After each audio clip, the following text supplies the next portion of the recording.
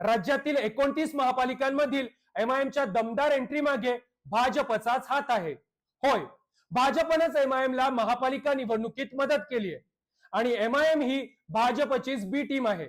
महापालिका निवडणुकीच्या माध्यमातून भाजपनं 2029 ची लोकसभा आणि विधानसभा निवडणुकीची तयारी सुरू केली आहे. कारण भाजप हा 365 दिवस आणि 24 तास निवडणुकीच्याच कामामध्ये व्यस्त असणारा पक्ष आहे.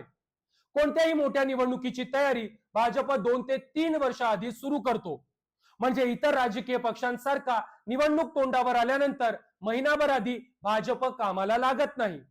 त्यामुळे आता देखील भाजपनं एमआयएमची महाराष्ट्रामध्ये दमदार एंट्री करून 2029 लोकसभा आणि विधानसभा निवडणुकीसाठी हिंदू मुस्लिम ध्रुवीकरणाच्या राजकारणाचं ग्राउंड तयार केलंय.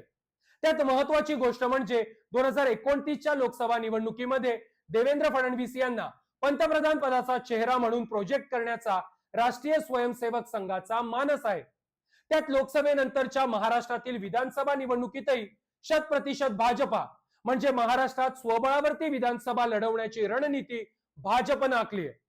अशा वेळी हिंदू मुस्लिम ध्रुवीकरणाशिवाय आणि देवेंद्र फडणवीसांची कट्टर हिंदुत्ववादी इमेज तयार केल्याशिवाय भाजपला अपेक्षित यश मिळवता येणार नाही. आणि त्यासाठीच देवेंद्र फडणवीसांनी असदुद्दीन ओवेसी यांच्याशी थेट हातमिळवणी करून महाराष्ट्रातील विविध पॉकेटमध्ये एमआयएमची पेरणी करून ठेवली आहे.